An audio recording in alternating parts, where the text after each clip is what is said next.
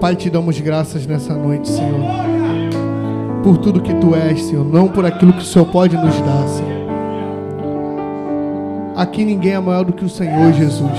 Nos submetemos ao Teu senhorio, Jesus. Te convidamos a estar aqui conosco nessa noite, Espírito Santo. Seja bem-vindo. Esse lugar é Teu, Senhor. Eu não queria muito prolongar, já queria convidar para estar hoje ministrando nossos corações, nosso amigo Fábio Coelho, do Vozes e Trovões, vai estar aqui agora compartilhando o coração. Vem cá, Fábio. Queria pedir para vocês estenderem a mão para cá. Vamos estar orando pela vida do nosso irmão. Pai, no nome de Jesus, obrigado pela vida do Fábio. Aqui ninguém é maior do que o Senhor, Jesus. Jesus, te pedimos espírito de sabedoria e revelação nesse momento sobre nós, Senhor. Que o Fábio, ele possa fluir, Senhor. E aquilo que o Senhor tem colocado no coração dele, Senhor, que seja a Tua palavra, que seja a luz para o nosso caminhar, Pai. Te glorificamos, Senhor. Pedimos que o Senhor, nesse momento, também guarde a casa do Fábio, sua esposa, seus filhos, Senhor. Os proteja lá, Senhor. Muito obrigado, Espírito Santo, por essa noite. Obrigado pela vida do Fábio estar aqui. Em nome de Jesus, amém. Amém. Boa noite, gente. Tudo bom? Vocês estão bem? Vocês estão bem ou não, gente? Vocês falam? Olha aí. Boa noite, pode sentar. Um prazer estar aqui servindo a vocês nessa escola e, mais do que isso, estar servindo em mais um lugar de oração onde está sendo levantado, mais uma sala de oração, mais um lugar onde está se fomentando oração no Rio de Janeiro. Isso é uma honra, isso é um privilégio, e nos últimos anos nós temos trabalhado muito com ensino, desenvolvimento de pessoas no que se refere à intercessão, à oração e à profecia. Estamos muito felizes de ver mais esse lugar sendo levantado num lugar alto, né? Amém? Não tem nada a ver com a aula, mas só para você pensar. O lugar de profeta não é na caverna. O lugar de profeta são lugares altos. O último profeta que entrou na caverna, Deus perguntou para ele: Elias, o que você está fazendo aí? Lembra? Aí ele falou: só sobrou eu, né? Todo mundo quer me matar. Aí Deus falou para ele assim: Elias, sai daí de dentro e sobe no lugar alto.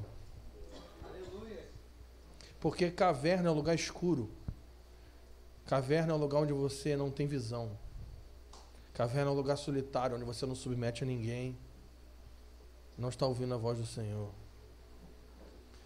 Então, Deus chama Elias para um lugar alto e ele faz a pergunta de novo, né? Elias, o que você está fazendo aí? Quando Deus pergunta duas vezes a mesma coisa para você, fica ligado que na primeira você respondeu errado. Aí Elias falou assim: só sobrou eu, tal, quer me matar, aquela coisa, né? Aí, por que Deus chama ele para um lugar alto? Para mudar a perspectiva dele. Pessoas proféticas não se movimentam em caverna, porque caverna é um lugar escuro, onde não há visão. Pessoas proféticas sobem em lugares altos para que a sua visão seja ampliada. E no lugares altos você encontra outras pessoas que estão nos lugares altos. Porque ele falou assim: Elias, quem disse que você está sozinho? Tem 7.000. Tem um remanescente. Você pode pensar que esse é um momento ruim no Rio de Janeiro. Depende da sua perspectiva. Para Elias estava ruim, mas para Deus estava bom, porque tinha 7.000. Porque Deus sempre vai trabalhar na vida de um remanescente. Sempre quando você pergunta para alguém: como você está? E a pessoa começa a falar: não, está ruim, a igreja está ruim, ninguém está vendo nada, não sei o quê, está tudo ruim, entende? Começa a chorar muito. O problema não é que Deus não está fazendo nada. O problema é que essa pessoa que está murmurando não está participando daquilo que Deus está fazendo.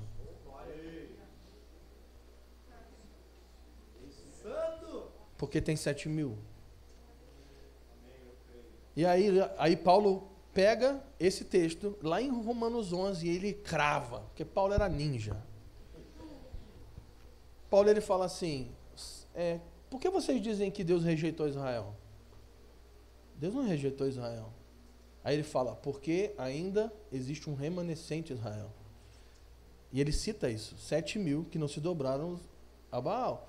Aí ele faz uma declaração brutal, ele fala assim, em Romanos 11, ele fala que a primícia santifica toda a massa. Sabe o que ele está dizendo? Que se existe um remanescente fiel numa cidade, esse remanescente santifica toda uma cidade.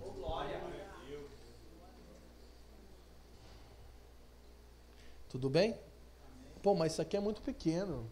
Pô, mas isso aqui não tem quase ninguém aqui dentro. Não precisa ter muita gente. Só precisa ter um remanescente.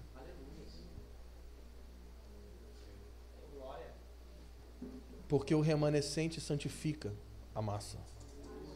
Santo! Amém? Amém. Não precisa ter muita gente aqui, Sérgio. Só precisa ter um remanescente aqui clamando. Porque ele falou assim, ele não falou que se todo mundo clamar, eu vou vir sarar a terra. Ele falou que se tiver um povo que se chama pelo meu nome. Glória, aleluia. Ele falou assim, se alguém ouvir minha voz e abrir a porta, eu vou entrar. Ele não disse que precisa ser todo mundo, ele não disse que precisa ser o presidente, não disse que precisa ser político. Ele falou se alguém. Amém? Amém. Tudo bem? Tá bom, então vamos para a aula. Quem entendeu? Ok. É para falar de escatologia. Recebeu aí? Então só para dizer que não tem nada a ver com escatologia. Você sabe por que Yeshua disse em Mateus 24 que quando o evangelho do reino for pregado para testemunho, todas as etnias virá o fim? Porque para vir o fim, em cada etnia da terra tem que haver um remanescente. Porque um remanescente santifica toda a massa. Ele não diz que todo mundo precisa se converter. Ele nem diz que todo mundo precisa ouvir o evangelho. Preste atenção no que ele disse. Ele não disse que todo mundo precisa ouvir o evangelho. Não disse isso. Ele disse que quando o evangelho for testemunhado a todas as etnias, então virá o fim. Quando houver um remanescente em cada etnia da terra, então a terra vai ser santificada por retorno do reino de Cristo. Tudo bem? Vamos seguir. Então, vamos à aula. Vamos abrir Mateus 24:15. E me deram uma tarefa impossível, que eu não vou conseguir cumprir, que é dar a aula do Souza que ele ia dar e a minha que eu tenho que dar. Aí eu não vou conseguir dar nem a minha nem a dele, e que o Vitor Vieira se vire semana que vem. Eu não nem sei se é semana que vem, mas que o Vitor Vieira se vire quando ele vier. Então, na primeira aula foi falado sobre o princípio das dores, Mateus 24, correto? Vocês estavam aqui? Tudo bem. Então, vamos pegar do 15, porque a ideia hoje é a gente tentar falar sobre a grande tribulação e a influência do anticristo. E que Deus nos ajude aqui. Então, Cristo ele dá uma chave em Mateus 24:15 que é brutal, que para mim é violento. E alguns anos atrás eu li isso e eu falei, rapaz, eu acho que Jesus tinha razão. Ele diz assim, quando virdes no lugar santo a abominação assoladora da qual falou o profeta Daniel, quem lê, entenda. Você pode falar isso? Quem lê, entende. Mas quem lê o quê? Hã? Quem falou? Quem lê Daniel. Então, o que Cristo disse? Cristo deu uma dica, gente. Você quer aprender sobre como vai ser a movimentação que vai preceder ao reino dele, você tem que ler o quê? Daniel. Então, Daniel, nós vamos seguir. Quem acredita que Jesus estava certo? Todo mundo. Então, que se alguém falar não, eu vou embora, né? Então, vamos seguir, vamos ler Daniel e vamos usar como base para a gente tentar dar essa aula impossível hoje.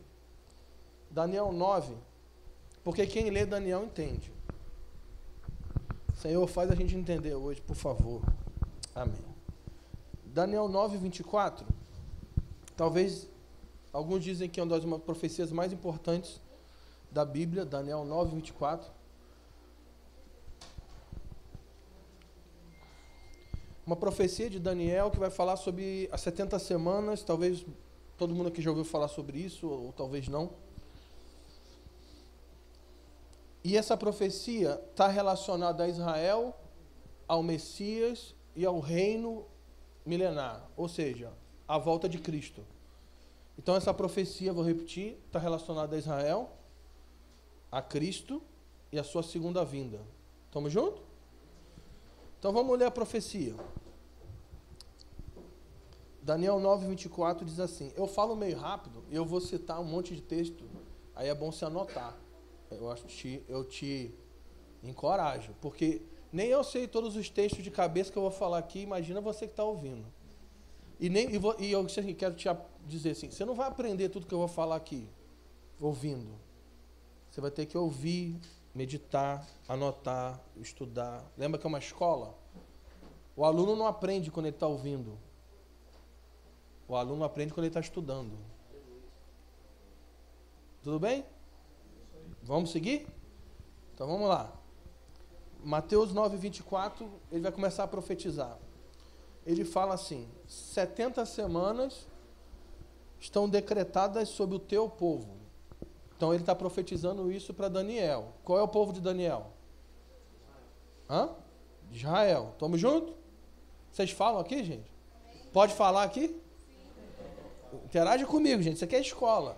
Não estou pregando, não, nem dando aula. A gente está conversando, trocando ideia. Então, ele está profetizando para quem? Ele começa falando que 70 semanas estão decretadas sobre quem? O povo de Israel. Beleza? Ok. Então, primeira coisa, se você está anotando, você precisa entender que todos os eventos que falam sobre a volta de Cristo, tudo isso vai envolver Israel. Israel é o centro de todas as profecias bíblicas da volta de Cristo. Porque Israel é o centro do mundo. Israel é o centro do mundo, a cidade do grande rei Jerusalém. Não sei se você sabe, mas Jerusalém, na ONU, a ONU, tem um decreto da ONU que Jerusalém é território mundial. Por isso que a capital de Israel não é Jerusalém. Porque Jerusalém é considerada pela ONU a capital do mundo.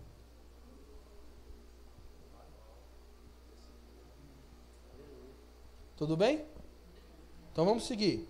70 semanas são decretadas. Aí aqui tem uma parada que parece que é complicada, mas não, é fácil. No hebraico, semana pode ser semana de dias ou semana de anos. Tudo bem? Essa semana aqui que Daniel está profetizando, ele está falando que é semana de anos. A gente vai fazer conta, matemática, vai ser uma benção. Então o que ele está falando é que 70 semanas de anos estão decretadas sobre Israel. 70 vezes 7 dá quanto? 490 anos. Tudo bem?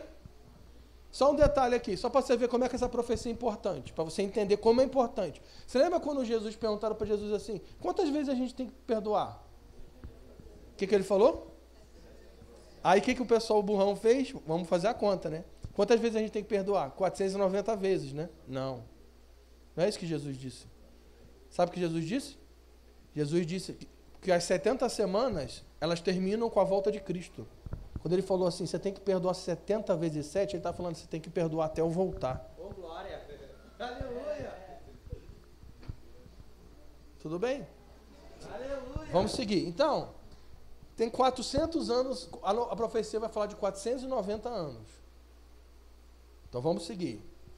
Aí, 70 semanas, 490 anos, estão decretados sobre o teu povo e sobre a santa cidade, Jerusalém. Para fazer 6 coisas. Fazer cessar a transgressão, dar fim aos pecados, expiar a iniquidade. As primeiras 3 coisas, cessar a transgressão, dar fim aos pecados e expiar a iniquidade, fala da primeira vinda de Cristo. Quando Cristo derrama o seu sangue na cruz, como sacrifício perfeito e único e eterno, o que ele faz? O que ele faz, gente? Ele cessa a transgressão, perdoa os pecados e expia a iniquidade. Estamos juntos? Tudo bem? E as outras 6 coisas. Fazer a justiça eterna. O que é a justiça eterna? Está falando da segunda vinda de Cristo. Justiça eterna. Quando Jesus voltar, ele vai fazer 2 coisas. Ele vai salvar e julgar. Você pode repetir isso? Salvar e julgar. E o que é isso? Justiça. Quem vai ser salvo? Não, você não tem que esperar, você tem que ter certeza. Quem vai ser salvo? Você tem certeza? Então tá. Então você vai ser salvo, tomara. Não, brincando. Quem vai ser salvo? Aqueles que tiveram fé em Cristo, reconheceram o seu sacrifício e se arrependeram dos seus pecados. E receberam a Ele como Senhor e Salvador da sua vida. Amém? Estamos juntos? Ele vai salvar. E quem vai ser julgado? Os ímpios. Tudo bem? Por isso que o dia do Senhor, ele é grande e terrível. Você pode falar isso? O dia do Senhor, é grandioso, glorioso, mas ele é terrível. Ele é glorioso para quem? Para os santos. E para quem ele é terrível? Entende? Que o dia do Senhor, ao mesmo tempo que ele é um dia de alegria e glória, ele é um dia de juízo e derramamento de sangue. Quem está comigo? Apocalipse 19 diz que quando Cristo vier, ele vai vir com manto sujo de... Só que, quando que ele derramou sangue? Como sacrifício na cruz? Quando? Na primeira vinda, sim ou não? Sim. E que sangue é esse que está na veste dele na segunda vinda? Você acha que é dele? Não é não, querido. Isaías 63, você pode anotar. Diz que o sangue das suas vestes é o sangue dos inimigos, que ele vai esmagar a cabeça deles. Jesus vai matar todo mundo nesse dia, e o pessoal do direitos humanos vai ficar triste com Jesus. Aí pensa assim, não, mas Jesus não pode matar. Por quê? Porque ele é bom. Não, ele é bom, mas ele é justo. Porque a segunda vinda ele vai trazer justiça. Tamo junto? Mas por que ele vai matar os ímpios que vão se levantar contra ele? Porque eles merecem. Aí você vai falar assim, ainda bem que eu fui salvo. Agora a pergunta que não quer calar é, se você é salvo de quê? Hã? Então, mas quem que traz o dia da vingança? Então, nós não somos salvos do inferno, nem do diabo não, gente.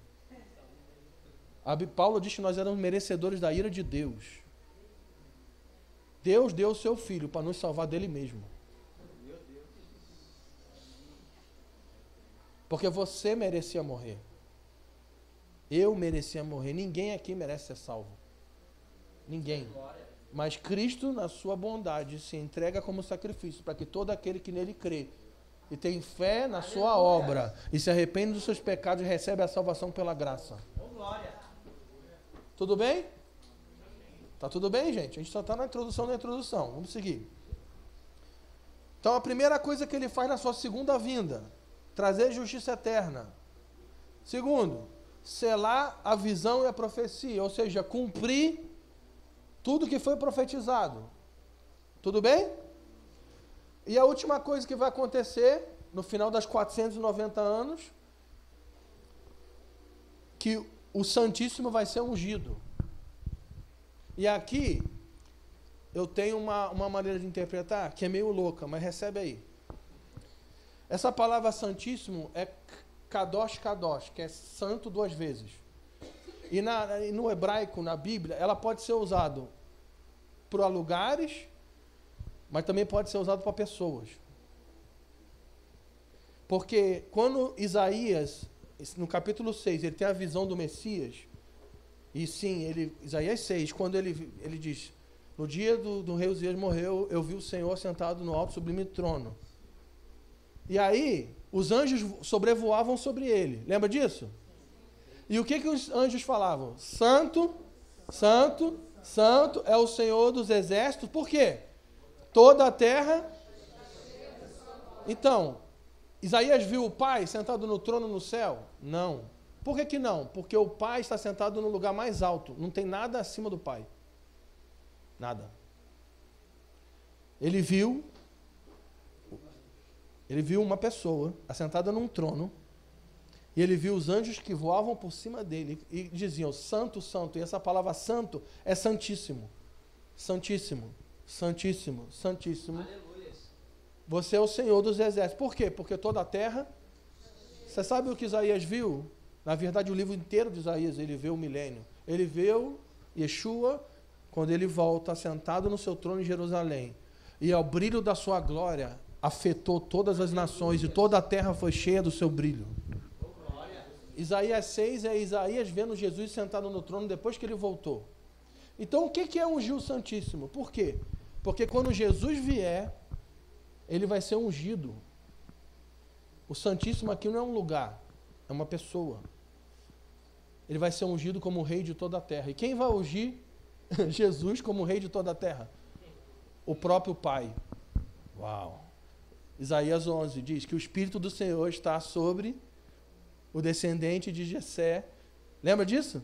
Espírito de sabedoria, os 7 Espíritos de Deus. Por quê? Porque ele não julgará segundo aquilo que ele vai ver e segundo rumores, mas ele vai julgar segundo a obra do Espírito. Por quê? Porque o Pai vai ungir Jesus como rei de toda a terra. E se você olha lá em... Estou falando rápido, né? Mas vai anotando. Se você olhar 1 Reis capítulo 1, como que os judeus ungiam reis? Você vai ver como é que Salomão foi ungido. Você pegava um chifre, o shofar, tomava o óleo do tabernáculo, derramava sobre a cabeça do rei, e o que se fazia depois? Tocava uma trombeta, para que todo o povo soubesse, um rei foi ungido. Aleluia. Como é que Jesus vai vir? Ao som da última trombeta. A trombeta de Deus vai tocar, e Deus vai tocar uma trombeta sobre a terra e vai dizer, o rei está sendo estabelecido sobre toda a terra hoje.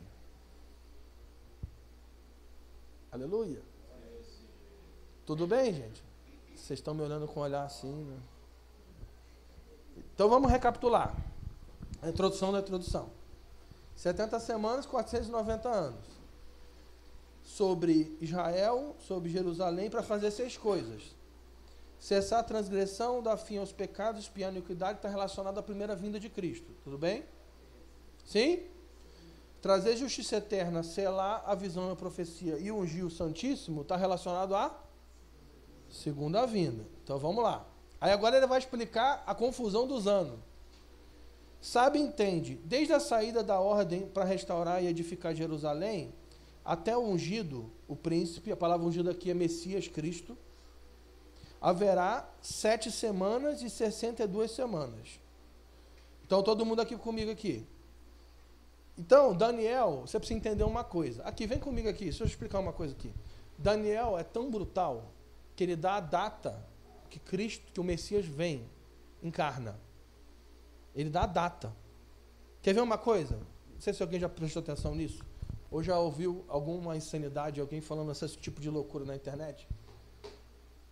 Você sabe que Daniel, quando ele interpreta o sonho de Nabucodonosor, qual foi o prêmio que ele ganhou?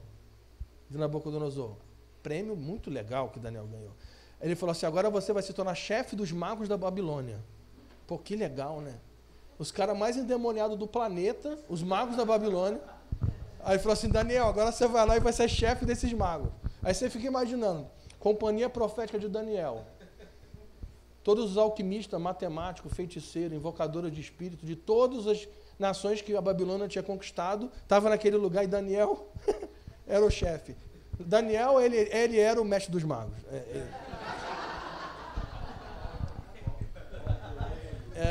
Tá todo mundo lá.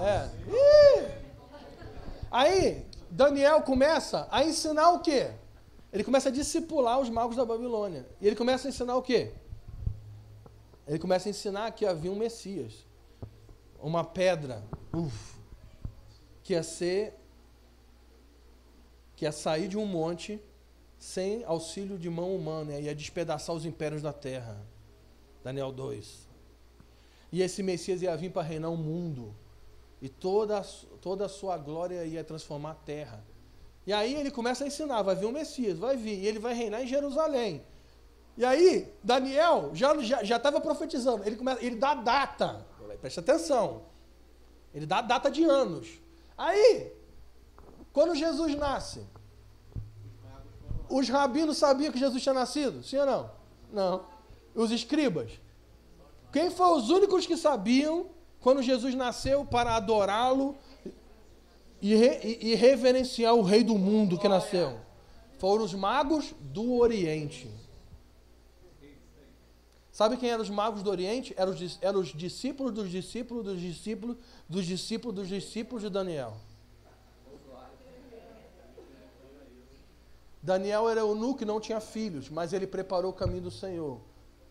Porque ele sofreu dores de parto para que a obra de Cristo fosse gerada em pessoas. E quando Cristo nasceu, eles estavam lá. Repita comigo, preparar o caminho tem a ver com preparar pessoas. Para que pessoas estejam preparadas para a volta de Cristo. Vamos repetir mais uma? Mais importante. Pode falar, mais importante. Do que saber os detalhes da vinda de Cristo. É saber que tipo de pessoas nós precisamos nos tornar para estarmos prontos para quando Ele vier. Tudo bem? Então vamos seguir. Agora ele vai começar a dar a data. Meu Deus, esse Daniel era assustador. Ele fala que desde a ordem para restaurar, a edificar Jerusalém até ungido, tem 7 semanas e 62 semanas. Aí o que acontece? Quando o imperador Medo-Persa, lá o Artaxerxes lá, ele emitiu a ordem para restaurar o templo, ele fala que desde a ordem para restaurar o templo, o primeiro segmento aí são 7 semanas, então 49 anos. Estamos juntos? Então o que acontece? Israel, o povo saiu da Babilônia e foi restaurar o templo e demorou 49 anos para construir o templo. Tudo bem? Mas aproximadamente, tá? Essas datas são difíceis de provar. Tudo bem? Daniel profetizou quanto tempo ia demorar para construir o templo. Aí agora vai piorar. Ele disse que, vamos para a gente não perder a conta, 7 semanas e depois tem um grupo de 62 semanas. Aí o que ele está falando? Que depois que acabar de construir o templo, até a vinda do Messias, iam demorar 434 anos. Por isso que os magos sabiam quando que Jesus ia nascer. Está escrito na Bíblia. Estava escrito. Era só ler. E os escribas e os fariseus, eles estavam tão ocupados com a tradição que eles não estavam olhando para as profecias. Por isso que Yeshua disse, quem lê, entenda. Paulo disse que a vinda de Cristo não vai pegar os santos de surpresa. Nós não sabemos o dia e a hora, mas o tempo, a estação, a gente vai ver o que as coisas acontecendo. A gente vai ver as profecias se cumprindo, porque quem lê, entende. Porque uma das bases do profetismo não é ter visão, sonho. Isso faz parte, mas a base inicial é a palavra profética, é isso aqui. Qualquer visão, sonho, sentimento, sensação que você tiver que é profética, que vai de encontro com isso aqui, ela não serve para nada. Aleluia. Então ele diz que entre o término da restauração do templo por Esdras e Neemias, lembra de Esdras e Neemias? Ia demorar 49 anos. Depois ia demorar mais 434 anos para o Messias vir. Daniel data exatamente o dia que Jesus entra em cima do burrinho na cidade de Jerusalém. Aí se cumpre essa data aqui. Então, eram quantas semanas mesmo? Ninguém mais quer falar nada, está todo mundo assim, ó, meu Deus. O pessoal está nos magos ainda, né? Os magos. Eram quantas semanas? 70. Então, entre o imperador, o imperador lá, o Rodrigo Santoro, lá, o Artaxerxes, liberar. É ele, gente, o Rodrigo Santoro. É ele mesmo. O marido da Esther, aquele grandão que aparece no 300. Entre ele liberar para construir o templo e o término 49 anos, 7 semanas. Término do templo, mais 62 semanas, 434 anos. Então, já se cumpriram 69 semanas. Falta quantas semanas? Uma. Estamos juntos? Viu? Não é tão difícil. Vamos seguir. Vamos ler. 9:26. Depois de 62 semanas, ou seja, dessas últimas 62, será morto o ungido, e nada lhe subsistirá. E o povo do príncipe que há de vir destruirá a cidade e o santuário, e o seu fim será uma inundação. Até o fim haverá guerra, estão determinadas assolações. Então, o que ele disse? Que depois que cumprisse a semana 69, o Messias ia morrer, sim ou não? E o que ia acontecer depois? Acabamos de ler. Não, antes. Não, antes. A cidade aconteceu o que com a cidade? E o santuário? Aconteceu o que com o santuário? Destruído.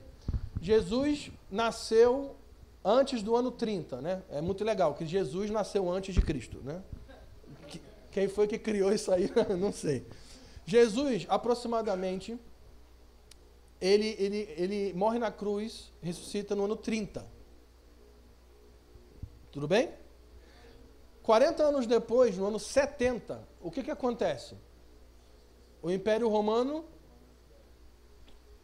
toma a cidade, derruba a cidade inteira e se cumpre o que ele falou, que não ia ficar o quê? Pedra. Por quê? Porque eles literalmente tiraram pedra por pedra do templo para raspar o ouro que tinha entre as pedras. E aqui uma pausa. Essa é a profecia. Tem duas profecias que os rabinos não leem nas sinagogas, que rabino não fala. Não estou falando de judaísmo ortodoxo, que é esse texto aqui de Daniel 9 e Isaías 53. Porque esse texto aqui tem um problema sério. Porque ele disse que o Messias ia nascer depois das 60... não é isso? Ele ia nascer e depois que ele nascesse, ele dá a data, ele ia morrer e depois que ele morresse, a cidade ia ser destruída. Estamos juntos? Então, a profecia já se cumpriu, o Messias já veio. Nenhum judeu pode esperar um Messias. Por quê? Porque o Messias nasceu antes da destruição do templo, no ano 70. E isso deixa os rabinos malucos. Você quer evangelizar um judeu? Abre isso aqui. Você vai acabar com a vida dele. Não, está escrito aqui. Ó. Aí depois você abre Isaías 53, aí acaba, faz o apelo e converte. Mas sabe por que a gente não consegue converter os judeus? Porque a gente não conhece a Bíblia. Eles conhecem mais do que a gente. Não é eu, ele fala glória, né? Mas amém, glória a Deus. Dá glória em todo o tempo, até quando a gente não conhece a Bíblia. Amém. Senhor, me dá sabedoria. Vamos seguir. Aí, ia destruir o templo, Jerusalém. Onde eu parei? Isso. Desolações. Agora o 27 agora. Vamos ler de novo aqui, ó. E depois das 62 semanas será morto ungido e nada lhe subsistirá. E o povo do príncipe que há de vir... Olha só, agora tem um príncipe que há de vir. Estamos juntos? Entrou um príncipe aqui que há de vir. Porque tinha antes tem um ungido, que é um príncipe. Estamos juntos? Agora entrou um príncipe novo. O príncipe que há de vir. Tudo bem? E o povo do príncipe que há de vir destruiu a cidade e derrubou o templo. E cadê? O príncipe que há de vir destruirá a cidade e o santuário, e o seu fim será como uma inundação. Estou lendo 26. Até o fim haverá guerra, estão determinadas assolações. Todo mundo comigo? Vai ter guerra onde? Até o fim? Israel, não. Está falando de quem aqui? Israel, Jerusalém. Tamo junto? Sim? Beleza. Agora, 27. E ele, agora que vem a jogada. Ele quem? Quem é o ele aqui? O príncipe que há de vir. E o príncipe que há de vir, ia vir de quem? Do povo que destruiu Jerusalém. Hã? Exatamente. Aqui, esse príncipe que há de vir é o anticristo. Tudo bem? Então, ele fará um pacto firme com muitos por uma semana. Essa é a última semana. Hã? Então, isso é uma briga grande, mas é uma excelente pergunta. O império que destruiu Jerusalém é o Império Romano. Só que a gente precisa entender que romano para a gente, porque sempre quando a gente ouviu de escatologia, a gente ouvia que o Papa era o anticristo e que o império, que a Babilônia é Roma. Mas você precisa entender que o Império Romano, que ele está falando aqui, é o leste europeu, o Oriente Médio e o norte da África. Não é a Europa, não é a União Europeia, não é a Igreja Católica. Não tem nada a ver com o Vaticano, gente, pelo amor de Deus. O anticristo não tem nada a ver com os Estados Unidos, gente, tá bom? Não tem nenhuma profecia na Bíblia que fala dos Estados Unidos, nenhuma. Não, calma, a gente vai tentar chegar lá, mas aí o problema é do Vitor depois. Aí, mas olha só, vem comigo aqui, você que fez a pergunta. O império que destruiu é o Império Romano. Só que o Império Romano não é a Europa. Entendeu a parada? Hã? O Império Romano é o leste europeu, o Oriente Médio. Império Romano é Iraque, Irã. Entendeu? É Turquia, Egito. Então, o anticristo ele vem da onde? Ele vem dessa área aí, leste europeu, Oriente Médio, norte da África. Mas a Bíblia diz a cidade que ele vem, mas depois a gente vai chegar nela. Isso está indo na 1, mas tudo bem, isso não é o momento, calma, vamos seguir. Mas tem um outro problema. O povo que destruiu Jerusalém não foi europeu. Foi do Oriente Médio. Porque eles eram recrutados pelo Império Romano, mas o povo que destruiu era árabe. E diz que o príncipe do povo que destruiu. Entende? Então, há muito estudo sobre isso, mas vamos seguir. Então, vai aparecer um anticristo aqui. Ele é o príncipe que há de vir, está escrito em 26, e no 27 diz que ele fará um pacto firme com muitos por uma semana. Aí, na metade da semana, fará cessar o sacrifício e a oferta, e sobre a asa das abominações virá o assolador até que a destruição seja determinada, o qual será derramado sobre o assolador. Então, o que a gente vai fazer agora? A gente vai tentar. A gente vai falar sobre a última semana. Não, uma semana de anos. Então, são 7 anos. 70 vezes 7, 490 anos. Lembra que passaram, primeiro trecho, construção do templo. O segundo trecho, entre o templo e a vinda do Messias. E falta uma semana, tudo bem? Aí a pergunta, que é uma pergunta lógica, é o seguinte: se os anos foram passando de forma corrida, por que a última semana, quando não terminou a 69, não começou a 70? Por que já não foi direto? Aí Paulo responde essa pergunta em Romanos 11. Vamos abrir lá? Romanos 11, 25.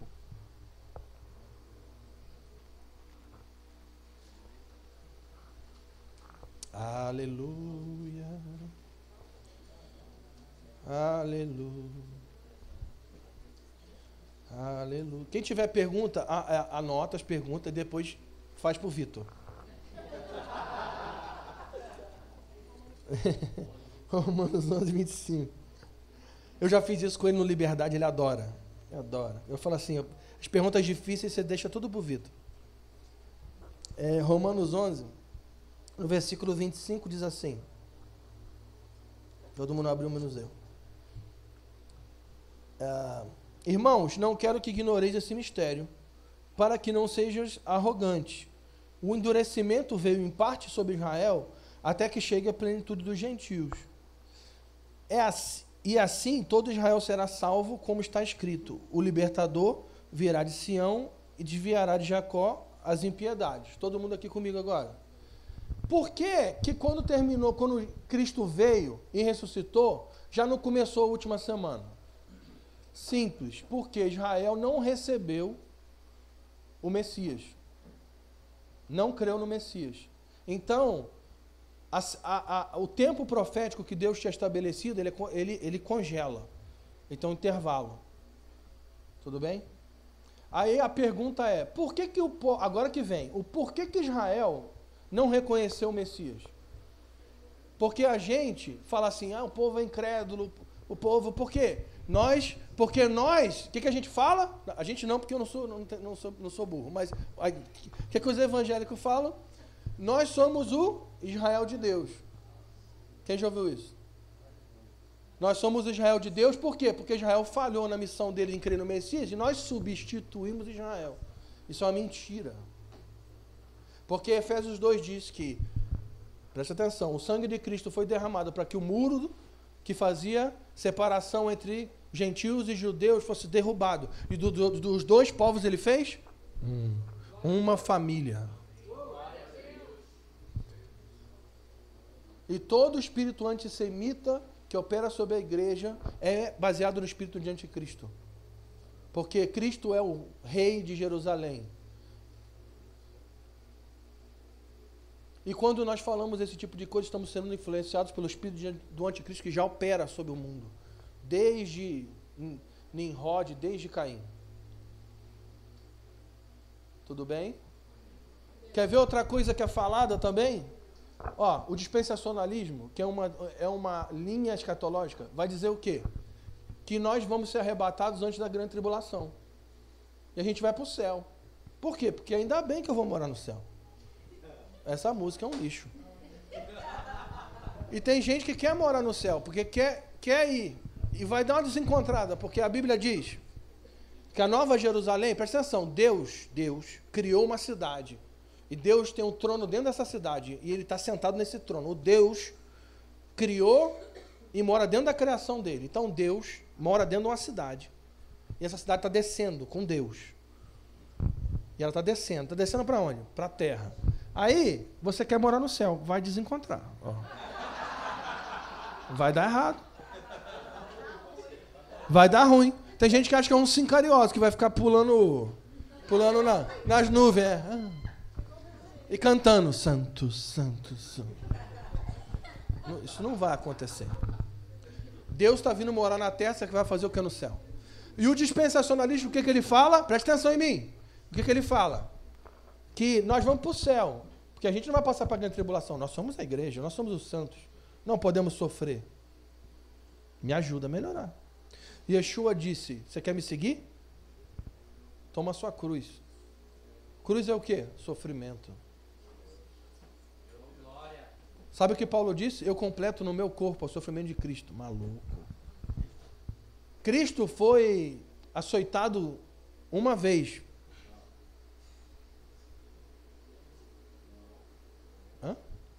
Hã? Quê? Não. Cristo foi açoitado uma vez, sim ou não? Não, uma vez, estou falando um momento. São 50 menos 1. Não, 40 menos 1. Isso? Sim ou não?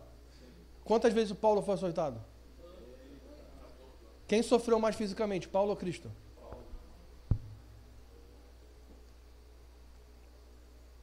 Quem quer ser apostólico aqui? Meus pés são apostólicos. Tá filmando, né? Vamos seguir. Então, aí o que o dispensacionalismo diz? Que nós vamos para o céu, morar no céu. E quem vai ficar aqui se lascando aqui na grande tribulação? Israel. Porque a grande tribulação é para Israel. Ou seja, querido, você tem que entender a profecia de Ruth. Você lembra o que Ruth disse para Noemi? Ruth era uma gentia e Noemi era judia. E aí Noemi fala, Ruth, vai embora, porque eu não tenho mais o resgatador para você. O que a Ruth fala? O meu povo é o teu povo. O meu Deus é o teu Deus. Aonde você for, eu irei. Ou seja, ou sobe todo mundo, ou fica todo mundo, querido. Porque é uma família. Não vai subir ninguém. Capitão Nascimento sempre esteve certo. Agora vem comigo aqui, todo mundo. Mas por que Israel não... Lembra que nós lemos em Romanos 11? Por que Israel não recebeu o Messias? Porque ele falhou? Porque é incrédulo? Não. Vamos ler de novo? Romanos 11, 25. Irmãos, não quero que ignoreis esse mistério. Olha o mistério. Para que não sejam arrogantes. O endurecimento veio da parte sobre Israel até que chegue a plenitude dos gentios. E assim todo Israel será salvo. Querido, sabe por quê que Israel não recebeu o Messias? Porque Deus endureceu o coração de Israel. Para quê? Para que você fosse incluído na promessa. Porque se Israel tivesse recebido o Messias ali, ele já sentava no trono. Acabou, querido. Mas Deus endureceu o coração de Israel. Para quê? Para que, Efésios capítulo 2, para que aqueles que estavam longe, nós, fôssemos aproximados à promessa. E agora somos família de Deus com Israel. Sabe por quê que Israel, que Deus congelou as semanas? Para que você pudesse participar do reino dele. Porque tem diferença entre reinar sobre e reinar com. No reino milenar, vão ter pessoas que vão reinar com ele. Mas tem pessoas que vão estar sobre o reino dele. O que você quer? Você quer estar sob o reino ou você quer participar do reino? Amém? Você quer ser grande ou quer ser pequeno? Quem quer ser grande aqui? Ninguém quer ser grande? Yeshua disse, se você quer ser grande, seja o menor, sirva. Quem quer ser grande? Quem quer ser grande no reino? Sério mesmo, gente? Você quer, quando Jesus voltar, você quer morar em Jerusalém ou quer varrer o chão de Cuba? Ué, a maneira como você vive agora define quem você vai ser no reino. Tudo bem? Amém? Então, ele congela o tempo. Para quê? Para que ele congela o tempo das semanas? Para que ele congela o tempo? Para que os gentios sejam aproximados. Vamos ler de novo, terceira vez. Irmãos, não quero que ignoreis esse mistério para que não sejam arrogantes. Olha só, o que ele está falando para os gentios. Tá? Não seja arrogante. Não acha que você é maior que Israel. O endurecimento veio da parte de Israel até que chega a plenitude dos gentios. Então Israel será salvo. Então, quando que vai vir a última semana? Não, antes. Tem um evento antes. Quando que vai vir a última semana? Quando chegar a plenitude dos gentios. Então, de que depende a volta de Cristo? Da gente, querido. Porque o Facebook é um circo. Principalmente uma eleição. Mas o Facebook é um circo. Eu sei que ele já deu essa aula, mas eu só vou citar. Tem um terremoto na Indonésia. O que acontece no outro dia no Facebook? Jesus está voltando. Jesus está voltando. Jesus está voltando? Não. Porque isso é o princípio das dores. Terremoto, guerra, maremoto, violência, criança dando tiro na escola. Gente, isso não define o fim. O que define o fim? Quando o evangelho for pregado para testemunho em todas as etnias, então virá o fim. Israel será salvo. De quem depende a salvação de Israel? Ó, tem ali, ó, salvação de Israel. Tá ali, ó, primeiro ponto ali, ó. Sabe por que Israel não foi salvo ainda? Sabe por que o avivamento não caiu em Jerusalém ainda? Porque a igreja começou com o derramamento do Espírito em Jerusalém e vai terminar com o derramamento do Espírito em Jerusalém. A igreja começou com Jerusalém sendo o centro apostólico mundial e vai terminar como Jerusalém sendo o centro apostólico profético mundial. Sabe por que o derramamento, o avivamento não chegou em Israel ainda? A culpa é tua e é minha.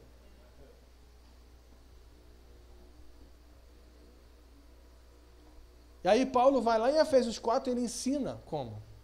Ele quem? Cristo. Deu uns para apóstolos, profetas, pastores, evangelistas e mestres. Para quê? Para treinar os santos, para que os santos façam a obra do ministério. Qual é a obra do ministério? A edificação do corpo de Cristo. Até que cheguemos à plenitude da estatura do varão perfeito. Aleluia. Tudo bem? Aí Jesus está voltando. Jesus pode voltar a qualquer momento. Não pode voltar a qualquer momento. Jesus pode voltar agora. Não pode. Por que não pode? Porque ele escreveu as profecias para como ele ia voltar. Aleluia. Tudo bem? Aleluia. Amém. Eu falo aleluia para os evangélicos ficarem felizes. Tá? Amém. Eu uso dialeto. Tudo bem, gente? Mais ou menos. Então, esse é o objetivo. Acabar com a sua vida. Né? Eu dou uma aula. Eu dou uma aula no Liberdade. Na Casa de Oração Liberdade, que o tema original é Teologia do Céu, que o Michel deu um nome bonito. Mas o original, o oficial mesmo, o tema é Desviando os Evangelhos para a Glória de Deus. São 4 aulas de 2 horas, é lindo. É muito bom. Eu dou lá. Mas tudo bem, vamos lá. Então o que a gente vai fazer agora? A gente vai falar sobre a última semana. A última semana. Agora tem muita coisa aqui, a gente vai ter que organizar nosso tempo. Então vamos citar alguns versículos. Vamos para Mateus 24 de novo? E aí eu vou citar alguns versículos e você anota.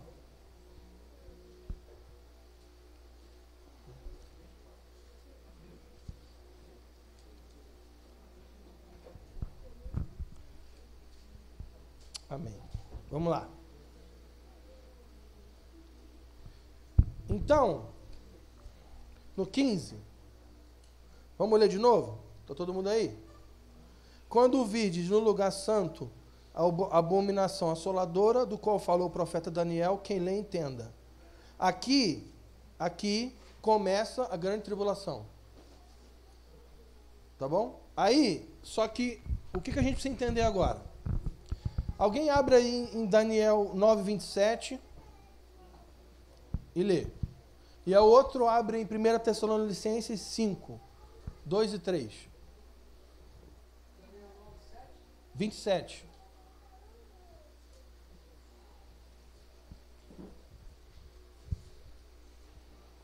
Com muitos ele fará uma aliança. Isso. Que durará uma semana. Isso. No meio da semana, ele dará fim ao sacrifício e à oferta.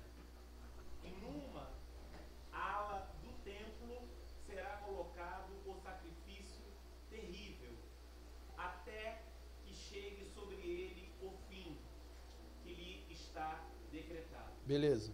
Então, o anticristo, vai fazer uma aliança, um pacto de uma semana, que é a última semana. Quantos anos? 7. Tudo bem? Tudo bem, gente? Então, a última semana fala do quê? Dos últimos 7 anos. Por que são 7 anos? Porque são 7 trombetas. 7 trombetas, 7 festas de trombetas, 7 anos. Tudo bem? Aí alguém aí abre 1 Tessalonicenses 5, versículo 2 e 3. Pois vocês mesmos sabem perfeitamente que o dia do Senhor virá como ladrão à noite. Quando disserem paz e segurança, então de repente a destruição virá sobre eles, como dores a mulher grávida, e de modo nenhum escapará. Então vamos lá. Então o que o anticristo vai fazer? Ele vai fazer um pacto de 7 anos. E no meio dos 7 anos, ou seja, quando completar 3 anos e meio, o que ele vai fazer? Ele vai quebrar, ele vai romper o pacto. E esse pacto, ele é de quê?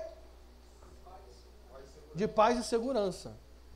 Aí o que Paulo está falando? Não se engane. Quando alguém se levantar falando de paz e segurança, não se engane porque logo depois virá o quê? Destruição, tribulação. Então, o que o anticristo vai fazer? As semanas estão falando... Quem que é o ponto central das semanas?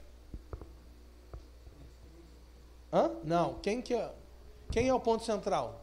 Israel, Jerusalém. O anticristo vai fazer um pacto de paz com quem? Com Israel. O que esse cara vai fazer? Esse cara vai ser um líder mundial. Um político. Ele vai ser um político. Inteligentíssimo. O que ele vai articular? Ele vai articular a paz em Jerusalém. Estamos juntos? E aí, durante 3 anos e meio, vai ter um tempo de paz. Vai parecer que está tudo bem. Vai parecer que esse cara resolveu o problema do mundo. Porque se Jerusalém é o centro do mundo e ele resolveu o problema de Jerusalém, quem vai ser esse cara? O líder mais influente do planeta. Aí, quando chegar na metade da semana, ele vai se revelar. E aí começa a grande tribulação. Porque nós lemos em Mateus 24 que quando vocês virem no lugar santo abominação assoladora é o anticristo. Aí ele fala no 16. Então, os que estiverem na Judéia, fujam para os montes. Porque começou a grande tribulação. Então, vamos agora aqui. Agora a gente vai começar pensando e eu vou colocar algumas ideias. Tem coisas que eu não posso afirmar, mas vamos pensar. Tudo bem? Nem tudo que eu vou falar é absoluto. Então, o que acontece?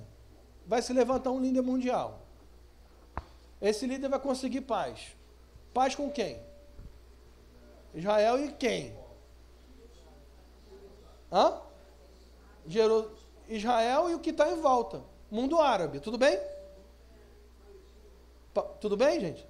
Aí, o que esse cara vai conseguir? Paz. E o que ele vai conseguir? O que define a paz em Jerusalém? Os judeus vão reconstruir o templo. E aí vai começar a reconstrução do templo. Só que o que acontece? O templo não vai ser... em 3 anos e meio você não reconstrói o templo. Só que lá em Esdras diz que qual foi a primeira coisa que eles construíram? Quem sabe? Não, isso é Neemias. Qual foi a primeira coisa que foi edificada na restauração do templo? O altar. Em Esdras não tinha templo. Demorou quantos anos para construir o templo? 49. Lembra que nós falamos? Mas no dia 1, o altar foi estabelecido e já tinha sacrifício. O que eu creio? Eu creio que esse cara vai fazer uma aliança de paz. Eu não posso provar isso, mas eu creio que ele vai conseguir um pacto para a reconstrução do templo. E os judeus vão ficar todos felizes. E vai voltar a ter sacrifício. E quando chegar no meio da semana, está todo mundo mobilizado para construir o templo, o que ele vai fazer? Ele já conquistou, né? Já conquistou a confiança do mundo inteiro, ele vai cessar o sacrifício. Fala aí. Do lado das lamentações, da construção dos problemas. Sim.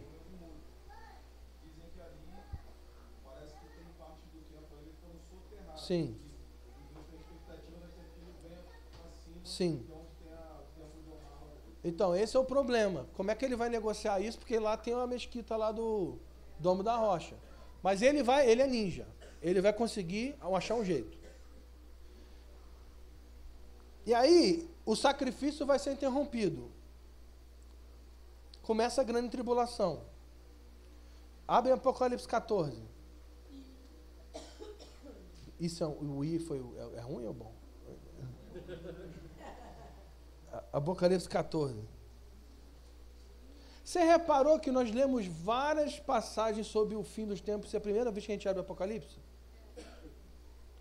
A Bíblia inteira fala sobre o reino de Cristo e a volta de Cristo.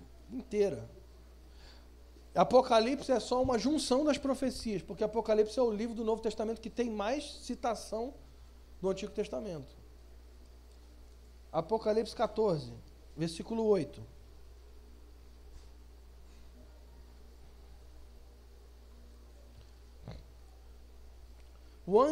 O segundo anjo seguiu dizendo: caiu a grande Babilônia, que deu de beber a todas as nações do vinho da ira da prostituição. Então, o que esse cara vai fazer? Presta atenção. O espírito do anticristo é o espírito de um imperador. O espírito do anticristo está desde Caim, que edificou uma cidade e foi estabelecido num grande... Quem foi o primeiro imperador mundial? Quem foi o primeiro anticristo mesmo? Antimessias? Nimrod. E Nimrod construiu uma torre. Mas qual foi o nome do lugar que ele construiu a torre? Babel. E o que é Babel? Babilônia. Então, o mesmo espírito de um imperador que queria dominar o mundo, porque tem diferença entre rei e imperador. Imperador tem império, rei tem reino. Reino trabalha com influências e leis. Imperador trabalha com escravidão e controle. Reino trabalha com pedras vivas, que não podem sofrer ferramenta humana. Ou seja, você tem que pegar a pedra e construir do jeito que ela é. Você tem que achar um lugar para ela. Império trabalha com tijolos de barro. Coloca todo mundo na mesma forma, é todo mundo igual. Todo mundo pensa igual, se veste igual, ouve a mesma música. É igual o negócio aí que o pessoal chama aí, que faz domingo de manhã. Aí, parece, né? Não parece? E o que acontece? Desde Babel, tiveram vários impérios que queriam o quê? Conquistar o mundo. Egito, Assíria, Babilônia, Medo-Pérsia, Grécia, Roma, Otomano, tudo isso aí é o espírito do anticristo operando. E o que vai acontecer nesse cara? Esse cara vai levantar uma estrutura mundial de influência, chamada Babilônia. Então esse cara vai mobilizar uma estrutura política, econômica e religiosa. Porque ele vai movimentar nações. Por isso que o pessoal falava que era o Papa. Porque dizia que o Papa está sentado na cadeira em Roma e governava nações. Aí depois falava que era a Rússia. Lembra disso?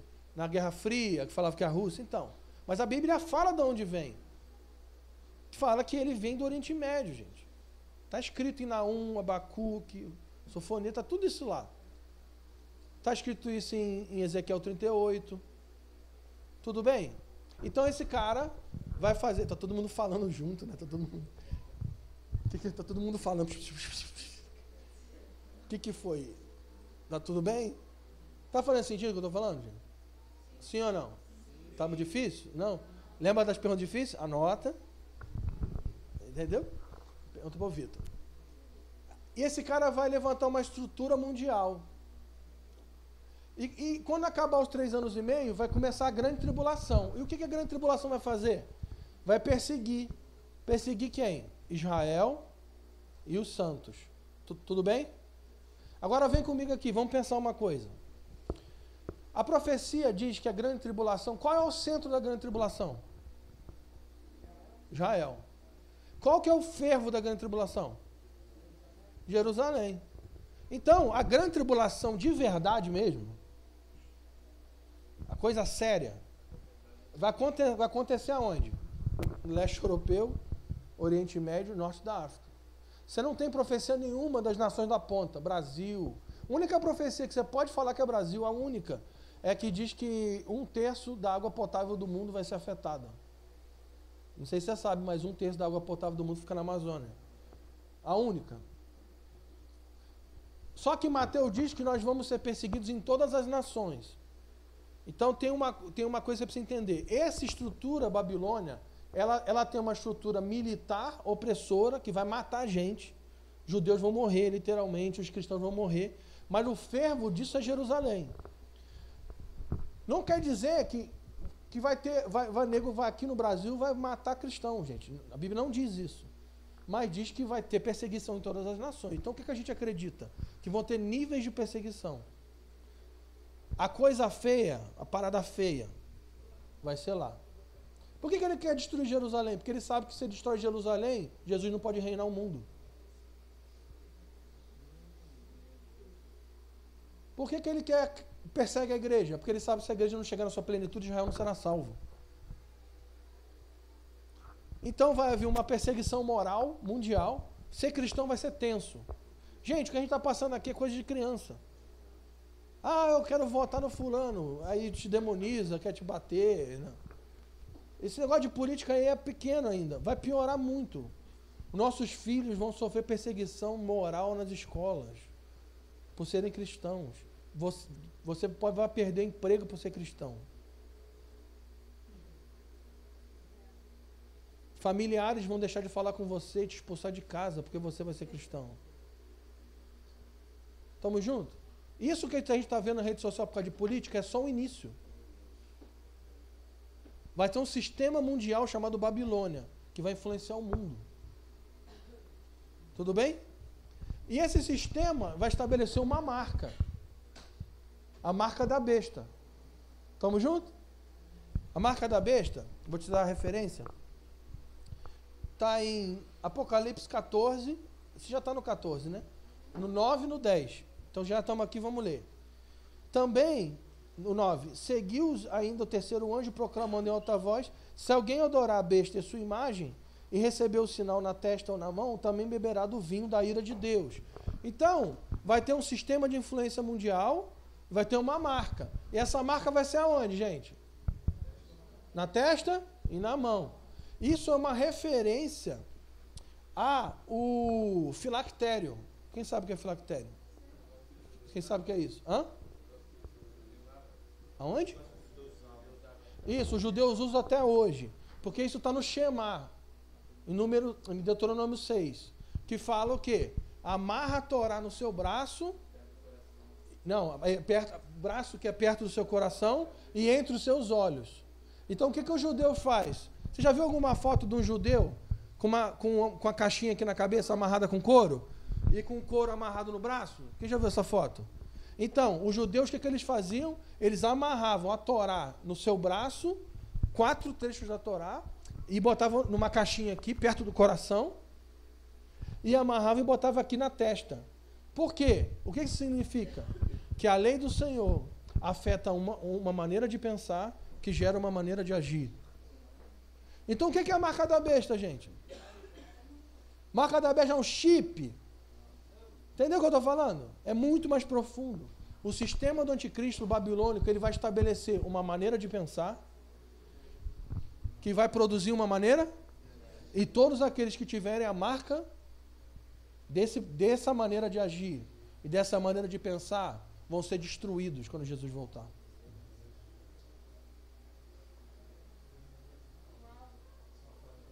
Entende? Ah, eu não vou bater o cartão de crédito porque é a marca é da besta, querido. Você pode estar com essa marca há muito tempo, você nem sabe.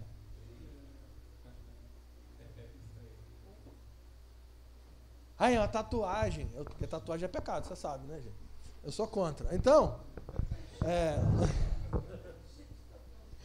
essa foi no tempo da ignorância. Essa aqui eu fiz no tempo da ignorância. Essa aqui, Shalom. Essa aqui eu fiz há um mês atrás, porque o pessoal lá da equipe, do Voz do Trovões, briga muito. Aí quando nas reuniões brigam, eu faço assim para ele, ó, Shalom. Recebe. Brincadeira, gente. Tatuagem é pecado. Você que está vendo esse vídeo aí. Aí, continuando. Então ele vai ser um líder mundial, estabelecer uma cultura, um império, uma estrutura de pensamento que vai ser política, econômica e religiosa, vai querer adoração para ele e vai estabelecer uma maneira de pensar e uma maneira de agir. E essa maneira de pensar e agir vai fazer o quê? Precisamos destruir Israel e acabar com a igreja. Porque Israel e a igreja é o câncer do mundo. Isso vai durar 3 anos e meio, a grande tribulação. Quem está animado? Pô, ninguém está animado? Quem está animado para a grande tribulação? Pô, fala um amém aí, gente. Oi. Os 3 anos e meio, isso, últimos. Então, vai acontecer vários juízos de Deus. E esses juízos vão vir sobre essa Babilônia, esse sistema do anticristo. Não. É que 7 selos fala sobre a vinda do anticristo. Apocalipse 6. Depois, manifestação do anticristo. Beleza? A última semana. Aí depois vem as 7 trombetas. Na última trombeta, Jesus volta. Aí o que acontece? Nós nos encontramos com eles nos ares, nuvens. Daniel 12 fala que isso esse encontro vai demorar 30 dias. E aí ele vai derramar as 7 taças da ira sobre o império do anticristo. E nós vamos estar nas nuvens olhando, ele derramando a ira dele. É grave. E aí, eu vou citar 2 textos, você pode anotar? Daniel 7, 25 e 26. Vai falar que essa grande tribulação vai durar 3 anos e meio. Em Daniel 7, ele usa outra expressão. Ele usa 1 tempo, 2 tempos e metade de 1 tempo. Mas é a mesma coisa para 3 anos e meio. Daniel 7, 25 e 26. Outro é Apocalipse 13, do 5 ao 8. Ele fala que a besta vai fazer guerra contra os santos durante 42 meses. Então é outra expressão para 3 anos e meio. Então uma profecia vai falar 3 anos e meio, outra profecia vai falar tempo, 2 tempos e meio, metade do tempo, e a outra vai falar 42 meses. Mas tudo vai falando desse último 3 anos e meio. Se você quiser anotar, o anticristo no capítulo Naum, no versículo 1, Naum, capítulo 1, versículo 11, vai falar, você tem que ler o capítulo inteiro. Você vai ver que o anticristo vai vir de Nínive. E Nínive, hoje, é a cidade de Mossul, no Iraque, onde é a capital do Estado Islâmico. Ele vem de Nínive. Então a gente não sabe se ele nasce em Nínive, ou se ele cresce em Nínive, ou se ele é formado em Nínive, mas a gente sabe de uma coisa. Ele vem de lá. Naum, capítulo 1, versículo 11. Aí, Mossul, no Iraque, capital do Estado Islâmico. Aí, Naum 3,17, vai falar que o anticristo é o rei da Síria. O que é a Síria hoje, gente? Iraque, Irã, Turquia. Iraque, Irã, Turquia e Síria. Por quê? Porque é isso que está lá em Daniel, capítulo 11, que fala sobre o rei do norte. E aí, você está anotando esses textos? E aí, Ezequiel 38 vai falar que o anticristo vai marchar contra Jerusalém e ele vem da onde? Do norte. E qual que é o norte de Jerusalém? Turquia. Então, resumindo, esse cara se levanta desses lugares,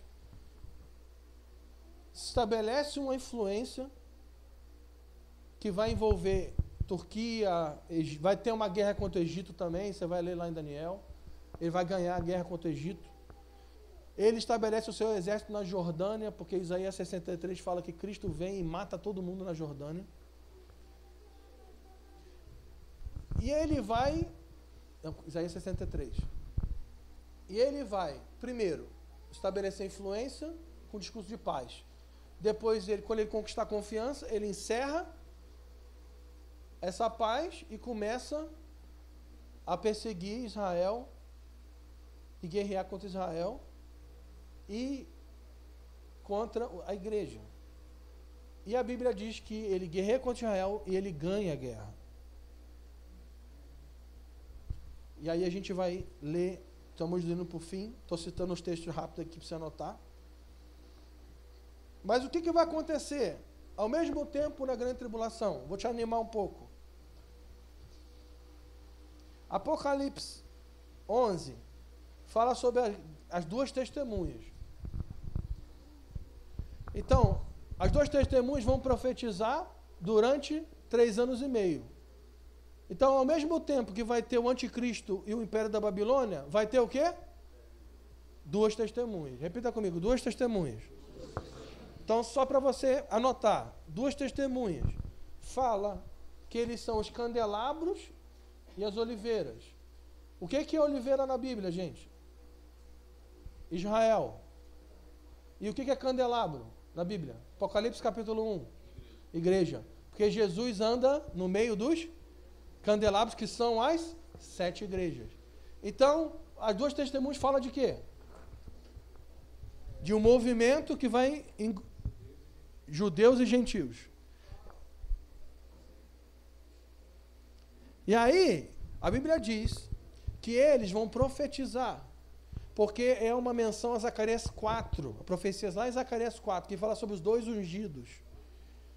Os 2 ungidos, Zacarias 4. Então, Israel e gentios vão ser ungidos pelo Espírito e vão profetizar. E eles vão dar o quê? Testemunho. Testemunho de quê? Do Evangelho de Cristo. E o que vai acontecer se alguém se levantar contra as 2 testemunhas? Eles vão falar e as pessoas vão morrer. Aleluia. Glória a Deus. Ninguém vai prender eles. E aí, eles vão, enquanto eles estão testemunhando sobre o Evangelho, o Espírito vai cair sobre eles, eles profetizando. Vão ter sinais que vão acompanhar eles. Quais são os sinais? Eles vão fechar os céus e vão poder transformar a água em sangue, não é isso? Sinal de Elias e Moisés. Então está falando de um movimento do espírito da profecia sobre gentios e judeus e sobre um fundamento apostólico e profético. Hebreus 3 fala que Moisés era um apóstolo no Antigo Testamento. E Elias é o símbolo de profeta. Então vamos lá. 2 testemunhas. Um movimento que vai testemunhar o Evangelho durante 3 anos e meio. Vai ser ungido pelo Espírito. Vai ter poder. Vai testemunhar o Evangelho. Vão ter sinais e maravilhas. Se alguém tentar parar, essas pessoas vão morrer. Fala de Israel e gentios e fala sobre um avanço apostólico e profético. E fala também que eles vão estar vestidos de pano de saco, humilhação, e são aqueles que estão diante do Senhor. Vai ser baseado em um movimento de humilhação e oração. Então eu quero que você entenda uma coisa. Na grande tribulação, você está acompanhando?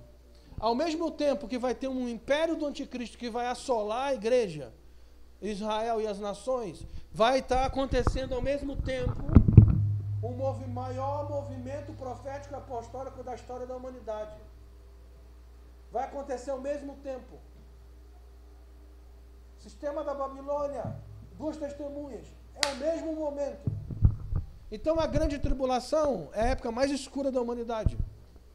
Mas também é o momento da maior glória da igreja.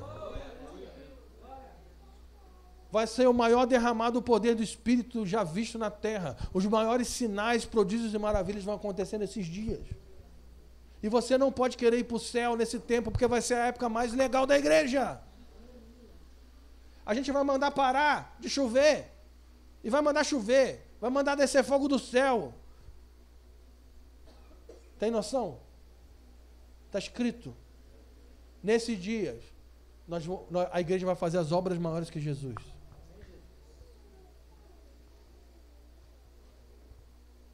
E tudo isso vai ser iniciado com o quê? Roupa de saco daqueles que estão diante dele. Oração, humilhação e arrependimento.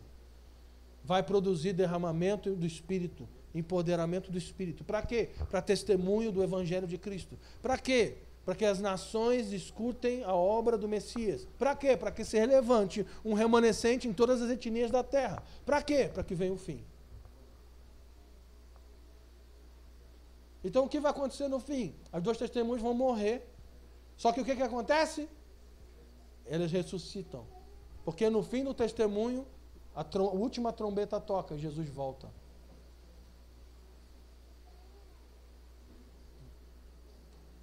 Amém? Tudo bem? Alguém não pegou algum texto? Todo mundo pegou tudo? Alguém tem alguma pergunta difícil para o Vitor? Mulher grávida de Israel. O filho varão é Cristo. O dragão é o diabo. E ele persegue a mulher no deserto, Israel. E no final do capítulo, estou falando de Apocalipse 12, no final do capítulo ele fala que o dragão vai perseguir a mulher até o final e os demais descendentes dela. Quem são os demais descendentes dela? Aqueles que confessaram a Cristo e creram nele. Então, o que o dragão vai fazer? Vai perseguir Israel e a igreja. Mas, ao mesmo tempo que vai haver grande perseguição, vai haver grande avivamento, derramamento do Espírito, poder. A igreja vai brilhar como nunca. E nesse tempo vai se manifestar o que Paulo diz em Efésios capítulo 5. A igreja gloriosa. A plenitude dos gentios vai se levantar. Nós vamos orar do Brasil. E exércitos na Turquia vão cair. Nós vamos orar daqui e Espírito vai cair em lugares no Oriente Médio. Vai ser muito tenso, mas vai ser muito poderoso. Amém? Então nós não podemos ter medo da grande tribulação. Nós temos que estar animados para ela. Entende que nós estamos falando de um nível de unção profética, que alguém quando chegar numa sala de oração dessa aqui e começar a ministrar adoração, incenso vai subir ao trono e ele vai liberar do trono poder sobre o lugar e ele vai julgar tudo que tiver fora da justiça dele, porque alguém só produziu incenso. Apocalipse capítulo 8. Ele vai liberar abalos sobre a terra. Você está comigo? Então nós não podemos ter medo do anticristo, nem da Babilônia, do seu sistema de crenças, ideologias. Nós precisamos nos voltar ao Senhor, vestir nosso pano de saco, nos submetermos ao Espírito e nos alimentarmos desse livro todos os dias. Você lembra o que ele fala? Ele fala para João, come do livro. E o que João fala? Na sua boca era doce, mas no seu estômago era amargo. Por quê? Porque aquilo que, se nós nos alimentamos da sua palavra profética, nosso lábio é doce, mas no nosso ventre precisa ser amargo, porque aquilo que nós estamos alimentando não pode ficar aqui dentro, precisa voltar, precisa sair. Se o que estamos fazendo aqui hoje é para você ter informação na sua mente, nós perdemos nosso tempo. Era melhor estar em casa vendo Netflix. Mas se o que nós estamos fazendo aqui hoje é para te transformar numa pessoa com a mente no lugar certo, com o coração no lugar certo, para que você se torne uma pessoa pronta para que essa vinda do Messias, então nós estamos fazendo a coisa certa, preparando os santos para a obra do ministério, o sacerdócio dos últimos dias. Deixa eu dizer uma coisa para você, a gente lê em Atos coisas como a sombra de Pedro curava, coisas como Paulo mandava um lenço e alguém era curado, e a gente fica impressionado. Deixa eu dizer uma coisa para você. A igreja começou com derramamento em Jerusalém e vai terminar com derramamento em Jerusalém. Só que o vinho do final da festa, querido, é melhor. A Bíblia diz que os últimos serão os primeiros. O que Deus está para derramar sobre a igreja nos últimos dias não é comparado ao que lemos no livro de Atos. E a gente, não, mas nós queremos voltar a ser a igreja de Atos. Querido, eu não quero voltar a ser a igreja de Atos. Eu quero ser a igreja dos últimos dias. Eu quero ser a igreja de hoje. Amém? Você está comigo? Tudo bem? Você tem tempo para mais um texto? Hã? Posso ler mais? Sim ou não? Todo mundo concorda? Então vamos. Eu vou ler dois capítulos que falam sobre o mesmo momento. Nós vamos ler Apocalipse 19 e Zacarias 14 e fala sobre o dia da vinda de Cristo. O dia que ele vier. Coríntios 15, 1 Coríntios 15 fala que ao som da última trombeta. Ou seja, quando tocar a 7ª trombeta, então os mortos, essa parte é demais, né? Os mortos que estarão mortos em Cristo vão ressuscitar. Aí sempre tem alguém que pergunta assim, mas como que vai ser isso? Então, alguém vai estar no cemitério fazendo um enterro. Aí vai tocar a trombeta. Vai ter gente que vai ter crente que vai morrer do coração e ressuscitar na hora. Aí vai cair, vai levantar. Já pensou, bicho? O negócio começa a balançar e nem começa a sair do chão, mano. Aí sempre tem alguém que pergunta, professor, e se foi cremado? E jogou o pó na água. Então, o poder de Deus vai juntar todas as partículas do pó daquela pessoa que foram jogadas na água e o corpo dessa pessoa vai voltar a ser unido com o corpo glorificado. E quem estiver vivo vai ter o seu corpo transformado e nós vamos nos encontrar com ele nas nuvens e todo olho verá. Querido, não tem arrebatamento secreto não. Sabe aquela coisa aqui? O anjo do dobrador de roupa? Já viu aquele filme Deixados para Trás? O cara tá passando, o cara some e fica com a roupa dobrada assim no chão. O anjo veio só para dobrar a roupa do cara. Aí tem um neném, né? Aí vai ver no carrinho, tá a roupinha do neném dobrada. Não, querido. Ninguém vai desaparecer, não. Todo olho verá. Cristo vai vir nas nuvens. Nós vamos subir ao encontro dele e todo mundo vai ver. Todo olho verá. E a gente vai estar subindo, olhando para baixo. Eu tenho um amigo meu, que ele é desequilibrado, mas é uma benção, é um profeta. É um Ângelo, Baso. Alguém já conhece, né? Então o canal mais divertido da internet é o dele. Uma vez perguntaram para ele, ele falou que tem um sonho de fazer missões no Oriente Médio, né? No Iraque e tal. Não, eu quero ir para lá. Aí perguntaram para ele assim, pô, tu chegar lá no Iraque, em Mossul, lá o Estado Islâmico chegar e falar assim, joelho aí, nega Cristo ou morre. Eu vou arrancar a tua cabeça. Aí ele falou assim, então, eu vou ajoelhar, vou olhar pro cara e falar assim, ó, você pode me matar, querido. Mas eu mirei bem você. Você pode me matar, mas quando quando tocar a última trombeta e eu voltar com o corpo glorificado, eu vou atrás de você. É bem um anjo, né? Então nós vamos nos encontrar com ele nas nuvens. E aí Apocalipse 19 diz assim, versículo 11. Então vi no céu aberto um cavalo branco, e seu cavaleiro chama-se Fiel e Verdadeiro, e ele julga e peleja com justiça. Os seus olhos são como chamas de fogo. Sobre a cabeça traz muitas coroas e tem um nome escrito que ninguém conhece, senão ele mesmo.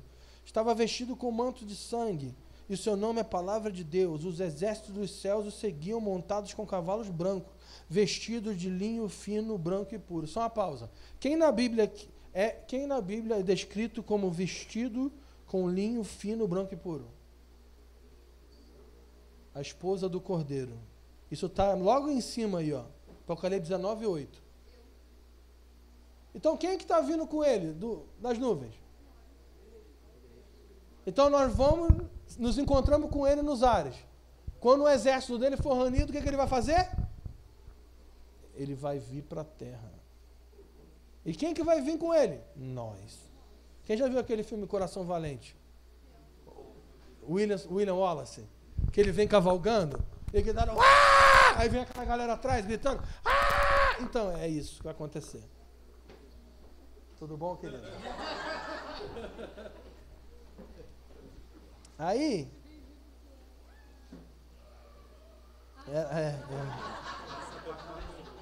Aí, olha só. Olha o 19. Apocalipse 19, 19. Então ele viu quem? A besta, o anticristo. Ele viu quem? O anticristo, os reis da terra e os seus exércitos reunidos para atacarem o cavaleiro, o seu exército. Então o que o anticristo está fazendo? Reuniu para atacar quem? Cristo. Agora vamos ler Jesus voltando. Quem quer ler Jesus descendo? Zacarias 14, agora que é mais legal.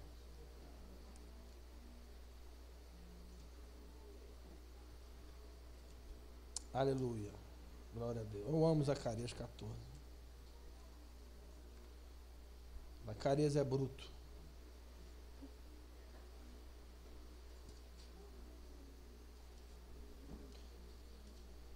Quem achou, diga eu achei.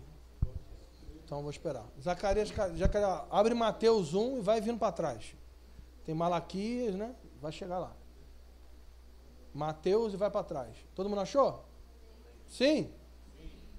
Vem, Zacarias 14, 1. Vem o dia do Senhor, em que teus despojos se repartirão no meio de ti, pois ajuntarei todas as nações para a luta contra quem? Então o anticristo vai estar onde quando Jesus voltar? Jerusalém. E a cidade será tomada, as casas serão saqueadas, as mulheres estupradas, metade da cidade sairá para o cativeiro, mas o restante do povo não será exterminado da cidade. Então, o Senhor, aleluia, sairá e lutará contra essas nações como no dia da batalha. Naquele dia os seus pés estarão sobre os montes das oliveiras. Uau! Vamos pular. Vamos pular para o 5. Fugireis pelo vale dos meus montes, pois o vale dos montes chegará até Azel, e fugireis assim como fugiste de diante do terremoto nos dias de Uzias, rei de Judá. Então o Senhor, meu Deus, virá com quem? Com todos quem? Todos quem? Quem vai descer com ele nessa guerra? Vai descer a igreja, todo mundo, e vai descer os anjos, vai descer todo mundo, vai ser lindo. Lembra do William Wallace? No cavalo? Ai, a gente atrás. Maluco, eu vou descer com muita raiva, vai ser muito legal. Eu vou vir, bicho. Esse vai ser o dia. Ah, querido. Naquele dia não haverá calor, nem frio, nem geada. Mas será um dia conhecido do Senhor, em que não haverá nem dia, nem noite. Mas mesmo ao anoitecer haverá? Por quê? Porque Cristo vai descer sobre a terra e a glória dele vai iluminar todas as nações. Então não haverá mais noite. Por quê? Porque vai se cumprir o que Isaías profetizou em capítulo 6. Toda a terra está cheia da sua glória. Versículo 9. E o Senhor, Yeshua, Cristo, será o quê? Rei sobre aonde? Naquele dia haverá um só Senhor, e o seu nome será único. O que vai acontecer? Mateus capítulo 25 diz que vai haver o tribunal das nações. E todos os representantes da terra, todos os governantes, os presidentes, primeiro-ministro, imperador, califado, todos eles irão até Jerusalém diante de Cristo. Entregarão o governo das nações para ele. E quem não quiser entregar o governo para as nações, vai morrer. E naquele dia, todas as leis da terra vão ser abolidas.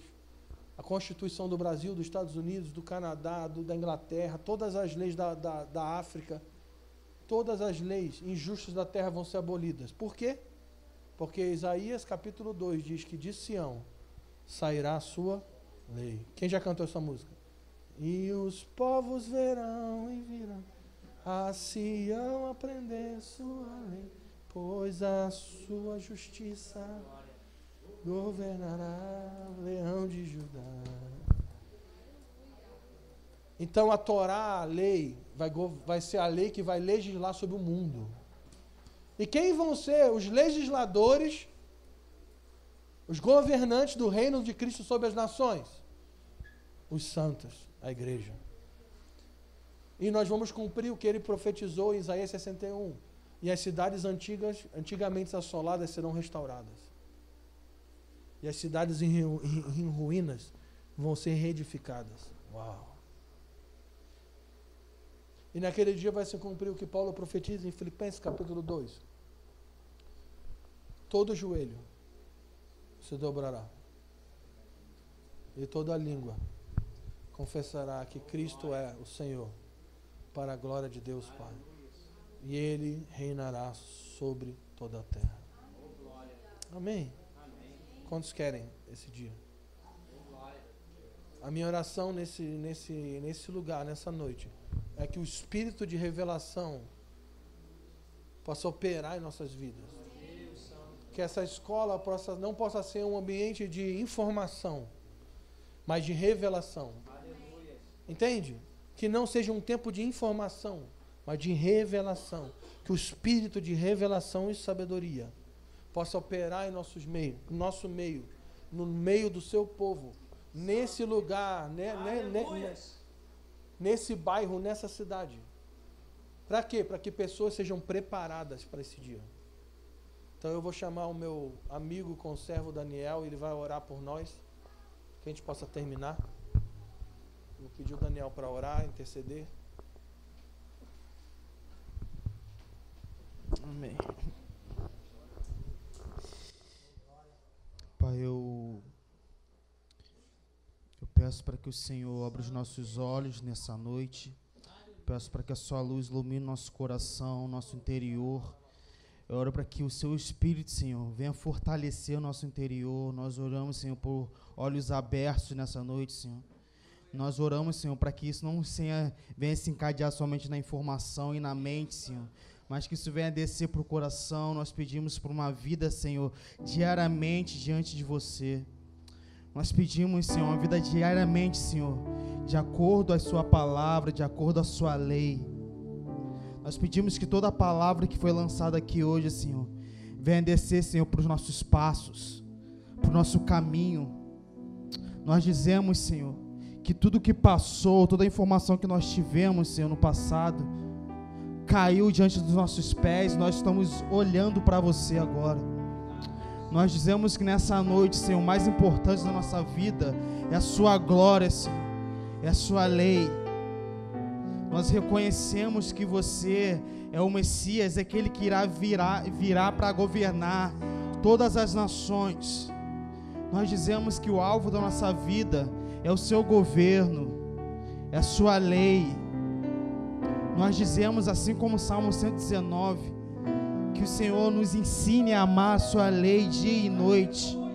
Nós dizemos, Senhor, fira o nosso coração com a sua palavra, fira o nosso coração com a sua lei, deixa-nos amá-la, nós te pedimos, Senhor, deixa-nos encontrar descanso nela. Nós não queremos, Senhor, trabalhar por bens materiais, Senhor, nós queremos trabalhar pelo seu governo. Gere em nós, Senhor, um espírito de graça e súplica. É isso que nós te pedimos, Senhor. Caia sobre nós um espírito de graça e súplica. Nós pedimos que todas as vielas, todas as ruas desse local, Senhor, sejam inundadas pelo seu espírito, pelo seu conhecimento. Nós pedimos uma casa, uma sala de oração com jovens e velhos, crianças, clamando ao seu nome, entendendo que só terá esperança e paz sobre a terra quando o seu governo vir e pisar sobre esse local, Senhor. Nós pedimos, Senhor, converta a nossa mente e nosso coração para o seu dia, a nossa mente e nosso coração a sua lei. É o que nós pedimos, Senhor, é que nós pedimos, Senhor. Fira o nosso coração, abençoa o nosso coração com a sua lei. Volte os nossos olhos a ti novamente, Senhor. É isso que nós pedimos. Fome e sede da sua palavra, dos seus dias. Renove em nós a esperança de um novo dia, Senhor. Renove em nós, Senhor, a esperança de um futuro onde o Senhor irá governar sobre toda a terra e a sua lei será suficiente para toda a nossa vida. É isso que nós te pedimos, Senhor. Renove em nós, Senhor, que os jovens tenham visões, que os velhos voltem a sonhar, que o seu Espírito seja derramado sobre toda a carne. É que nós te pedimos, Senhor. Aviva a sua obra, Senhor, no meio dos dias, no meio dos anos. É que nós te pedimos.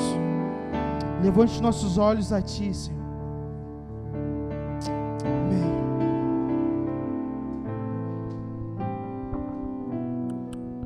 Pai, nós pedimos um batismo do teu Espírito sobre o Chapadão. Santo Deus, Batiza esse lugar com teu Espírito, Senhor. Convence da justiça, do pecado e do juízo. Pai, eu peço, derrama o teu Espírito sobre essa terra, sobre essas famílias. Nós falamos a esse lugar, nós falamos aos céus nesse lugar. Nós falamos a principados e potestades nesse lugar. Que as portas se abram. Que as portas se abram nesse lugar. Portas abertas, portas abertas. Portas abertas, portas abertas. Nós falamos a esse lugar agora. Que as cadeias se abram. Que as crianças sejam livres agora. Crianças sejam livres. Pai, derrama do teu Espírito sobre as crianças desse lugar. Que os olhos das crianças desse lugar sejam atraídos para a sua glória. Nós chamamos as crianças desse lugar. Nós chamamos as crianças desse lugar. A salvação, a conversão.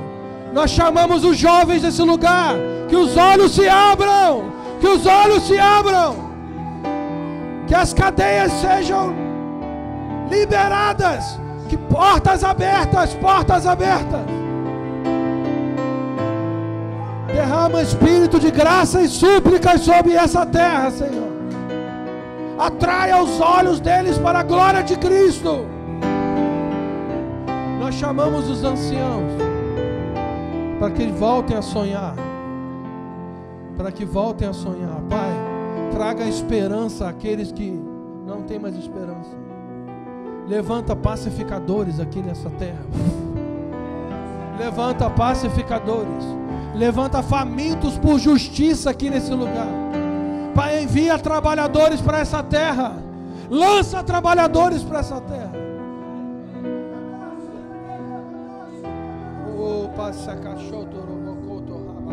Estende a sua mão poderosa sobre esse lugar. Quebra o poder da idolatria nesse lugar, Senhor. Quebra o poder da cegueira. Nós invocamos o Pai dos Espíritos sobre os céus desse lugar. Derrama do teu Espírito. Que se inicie uma janela de arrependimento como nunca se houve nesse lugar. Nós invocamos o teu nome nesse lugar. Você disse que aquele que invocar o nome será salvo. Nós invocamos o teu nome sobre os céus desse lugar nessa noite. Salva esse povo. Salva essa terra. Salva Chapadão, Senhor. Salva famílias, crianças, jovens e anciãos. Você é o leão de Judá. O teu rugido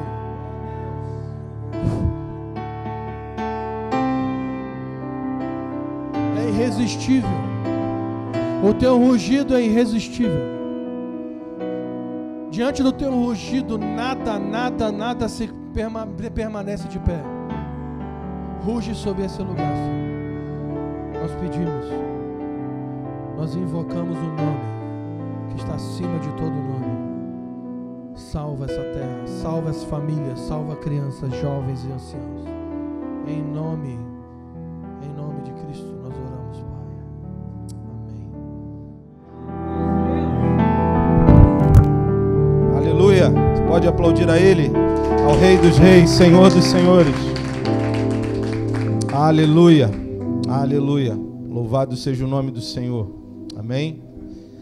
Glória a Deus. Que essa palavra, como foi dito aqui, não fique só na tua mente, mas ganhe espaço no teu ser, no teu coração, reposicione a tua caminhada, né? Faça você dar um curso à tua vida e à da família, ao destino que nos aguarda, em nome de Jesus.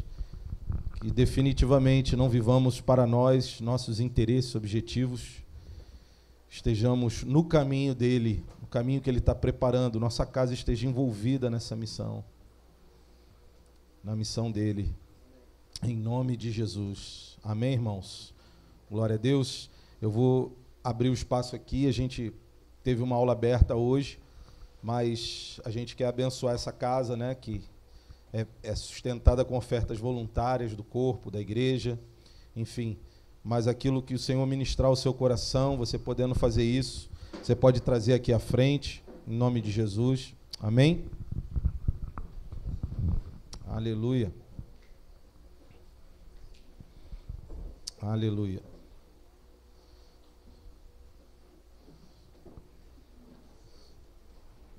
Tem aqui um gasofilaço aqui.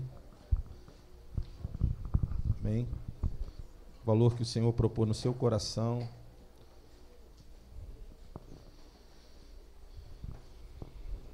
Deixa aí para Ele mesmo. Amém. Amém.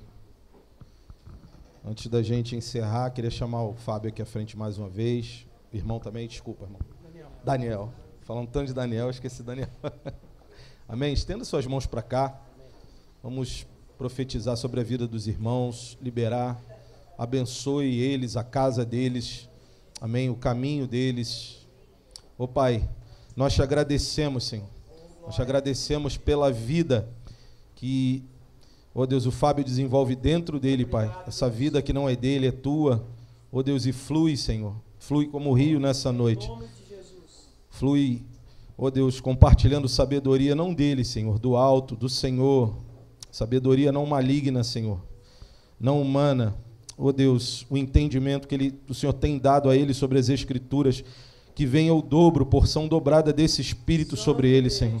Ó Deus, que nesses dias que hão de vir, ele possa falar pouco, ó Deus, e os frutos serem muitos, Senhor, e o entendimento seja maior ainda, Senhor, que seu esforço cada dia seja menor, Pai. E que o teu Espírito, Senhor, flua, se o teu Espírito complete, Senhor, aquilo em nós e naqueles que vão, Senhor, receber os ensinamentos. Nós o abençoamos, Senhor, abençoamos a sua ida, ó Deus, abençoamos a sua casa, Senhor, guarda, livra de todo mal, que a tua obra continue com intensidade na vida do seu filho, Senhor, tomando todo o seu ser. Ele também, Senhor, Daniel, que a tua boa mão esteja sobre ele, Senhor. Ó Deus, seja também sobre todos nós no regresso aqui das nossas casas, Senhor. O Senhor nos guarde, nos leve na tua segurança, Senhor, para a glória do teu nome. Nós te louvamos por essa noite. Receba, Senhor, tudo daqui, ó Deus, e que essa semente, Senhor, frutifique em cada coração, em nome de Jesus. Amém? Amém. Deus abençoe. Quinta que vem a gente está aí, às 8 horas, é a última aula. Amém?